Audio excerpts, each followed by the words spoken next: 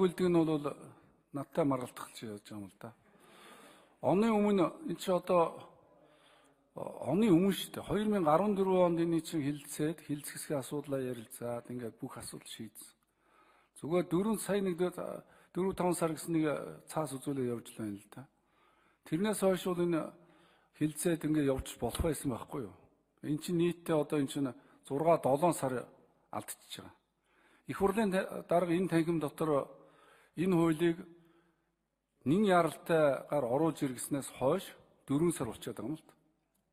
Тийм учраас бол бид энэ хуулийг тэр концепцийн хувьд нь өөрөө боловсруулд өмнө нь ажлын хэсэгт байчаад тэгээ бүгдээрээ яриад энэс нь хэдэн одоо концепцийн асар том зөрчилтэй биш найруулгын шин чанартай юмнууд орж ирээд тэгээд энэ дээр засгийн газар зүгээр буцаага татцсан байхгүй. Тэгээ сая Лүндэн Жансын гишүүний хэлдгээр бол машин аралтай оруулж ирэхэд бол засгийн газар татсан юм а гэж яриад байна. Машин аралтай гэж байгаа нь бол шийдлийн засгийн газрын машин аралтай нь бол 4 сар л байдаг юм байна л да. 4 сар байдаг юм байна. Ийм учраас би бол энэ хуулийг машин аралтайгаар, ёстой нэн яралтайгаар одоо явуулах ёстой. Бараг болдгсон бол анхны хилцүүлгээр ч явуулчих ёстой. Энэ бол машин аралтай хууль шүү дээ. За туйлын хариуцлагагүй нь бол энэ хууль боловсруулаад хуульд оруулж ирж байхад татаж авсан сайдууд нь өөрснөө энэ дээр орж ирж татаж авсан шалтгаанаа Лүндэн Жансын гишүүн өмнөх ажлын хэсэгтэрч байсан одоо ажлын хэсэгтэрч байсан хүн бол суурийн тавь зөндөө ажилласан гэдгийг би хүлээн зөвшөөрж байгаа.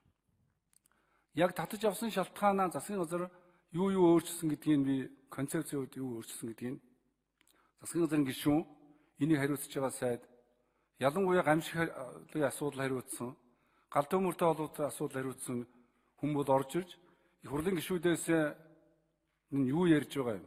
Галын аюулгүй байдлын талаар төр засаг ялангуяа их хурл яаж санаа тавьж байгаа юм бэ? Их хурлын даргаас өксүүлээ яаж санаа тавьж байгаа юм гэдгийг сонсох ёстой. Тэгтэл өнөөдөр зүгээр өөр хуралтай гэсэн шалтгаанаар энд орж ирэхгүй байгаа нь бол өөрөө хариуцлахгүй асуудал. Энэ асуудлыг энэ дээр нь ч бид хариуцлага ярих ёстой шүү дээ. Төрийн ордныг шатцсан талаар өнөөдөр хариуцлага ярьж байгаа хүн байхгүй шүү дээ. Хизээ төрийн ордны зүгээр шатаалгаж исэн түүх байдаг болохоос шатцсан түүх байдгүй. Төрийн ордныг бол гал утаа гарахад л дохио өгөх ёстой. Дохио өгөөд дор нь бол энэ тэнд бол унтаардаг зүйл байх ёстой. Тэгтэл ийм зүйлийг хүртэл одоо ярихгүй байж хахад тэгээд галынхаа хуулийн дээр ач холбогдол өгөхгүй нөгөө их барьж авснаар нь лүндээ өмнөх засгийн газар их барьж авсан одоо барьж авснараа бол ингээд хамгаалаад явж байгаа юм байна л да.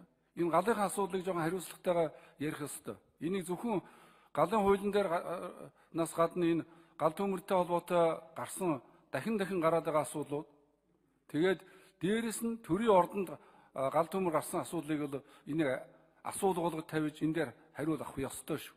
Төрийн ордонд халуун гарч яхад, дулаан гарч яхад, утаа гарч яхад дохиол өгөө дор нь унтрааж явах ёстой юм чинь цонхороо хүртэл одоо галасааж хайчаад тэгээ өнөөдөр энэ дээр ерөөс ач холбогдол өгөхгүй ингээд алга болчиход байгаа нь бол энэ хариуцлагагүй ажил мөн шүү дээ. Тийм учраас бол энэ хуулийг зүгээр би бол дэмжиж байгаа юм. Дэмжихтэй бол нэн яралтайгаар ёстой оруулж ирж энийг батлуулах ёстой. Баярлалаа.